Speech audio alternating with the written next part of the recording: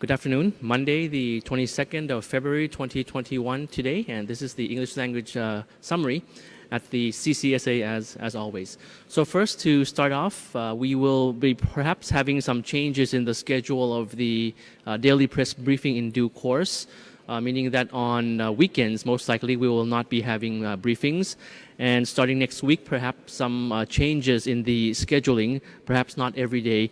But nevertheless, our information released, all of our updates will be available on social media as you know already. The various social media outlets of the CCSA and the various government agencies, the official news sources as you are aware. So first, starting off with the daily update, daily situation for today, the numbers that we have for today. New confirmed case, we have at 89 new cases. Now, mind you that the active case finding has been scaled down. Nevertheless, we have been able to seek out most of the active case finding cases in the target provinces already. So 89 new cases recorded for today. Out of that number, 59 are from local transmission, 14 are from active case finding, and 16 are from those found within the state quarantine system. We have recoveries discharged as 76 persons, and active cases still being treated currently in Thailand, stands at 1,060 with no new fatalities, as you can see on screen. So just some observations from the informative briefing that we heard just now from Dr. Apisamai, the assistant spokesperson. Just some observations.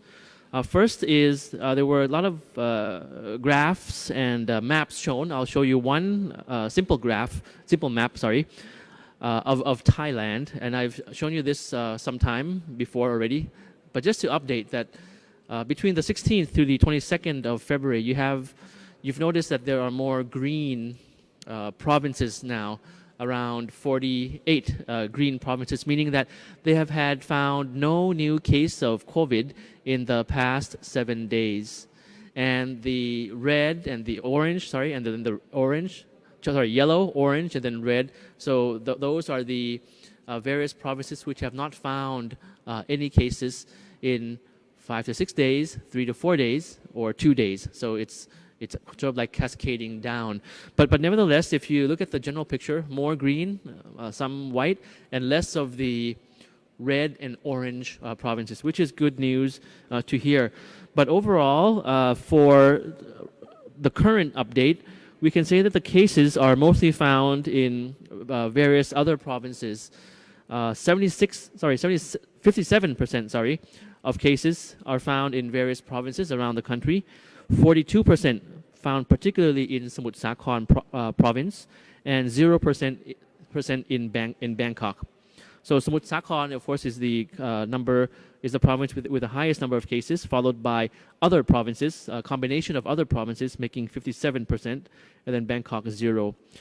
We talked about the Pathum Thani cluster in the past days. From almost the whole month of February, the 9th to the 20th of February, 2021, we have found around 430 cases in Pathum Thani in particular. So that's cumulative in Pathum Thani for around 2 to 3 weeks. Now, Dr. Pisamai also mentioned about a particular arrival, a particular case of foreign tourists in Thailand. This is particularly about the Gulf quarantine system that we have. So we have had the arrival on the 18th of February, 2021, of around 40 plus tourists from the Republic of Korea. This is a project in cooperation with the Tourism Authority of Thailand in Seoul, Republic of Korea. And it had been proposed and had passed the approval of the CCSA for arrival.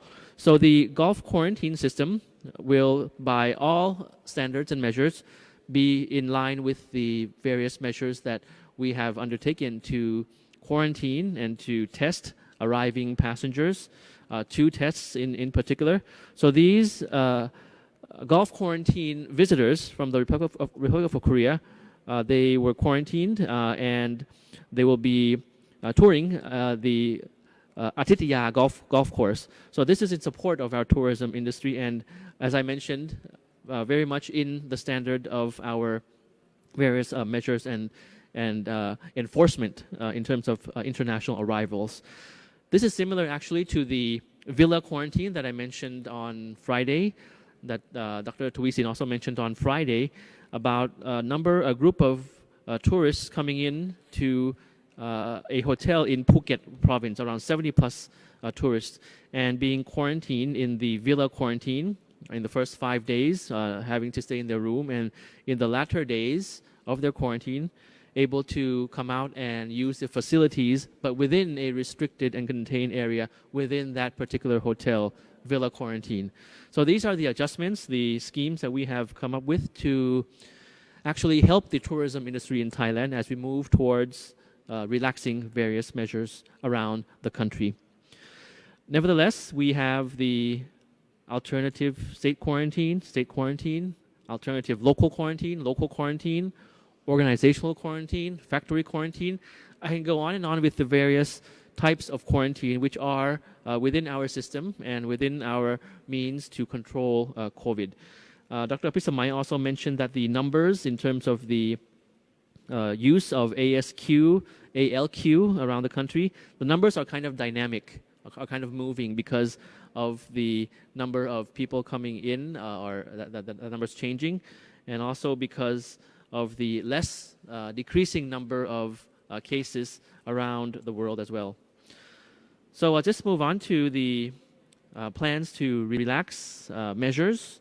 As mentioned today, Monday, it's Monday today, the 22nd of February, in the afternoon at 2 p.m. today, a few hours from now, we'll be having the General CCSA meeting wherein the Prime Minister, as the director of the CCSA, will chair the meeting.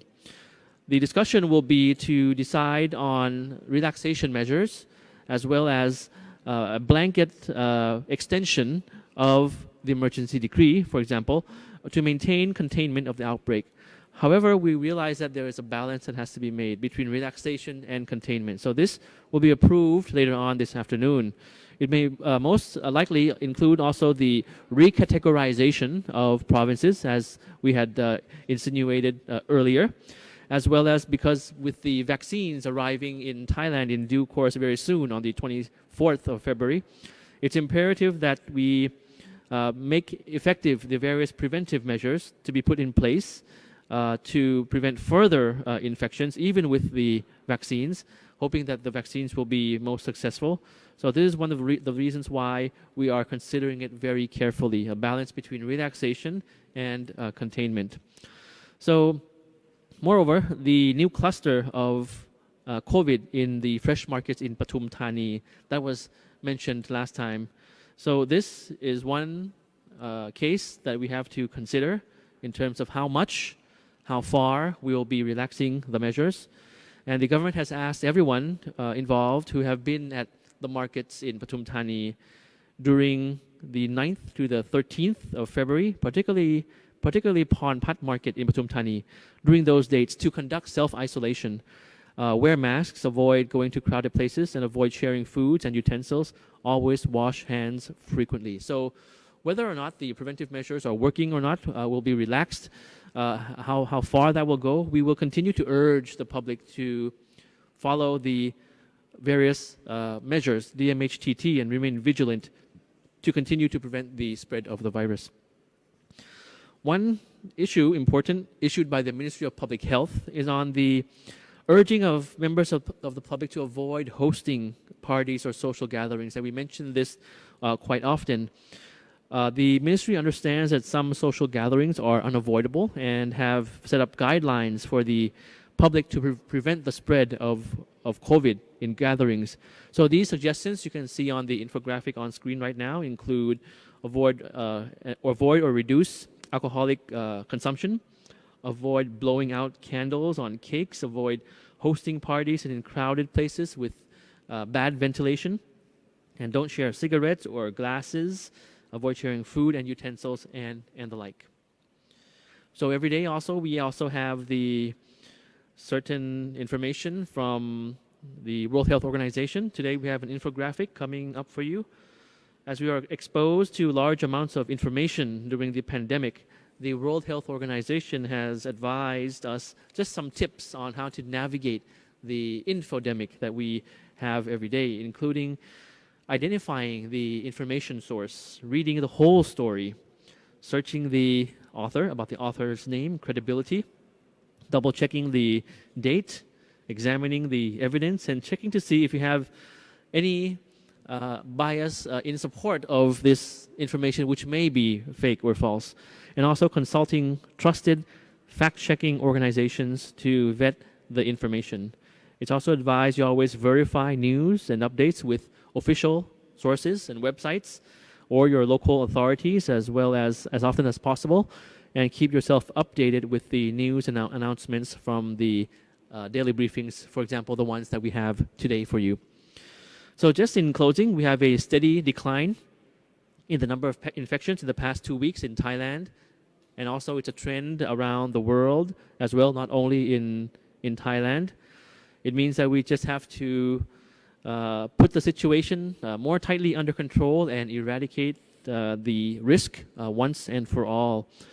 So I know that we're looking forward to life before COVID. Most likely this will be just around the corner, hopefully, with the vaccines arriving in Thailand very, very soon. It's just a matter of time before all of us will be protected and confident in not having the risk with the virus.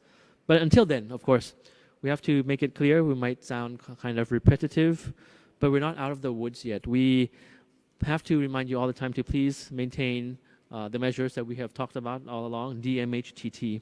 It's very important, and soon that day will come when the risk is far away from us and we will be able to live life normally as we always have. So thank you very much for your attention today. As mentioned, we might have a change in the schedules of the briefings in due course.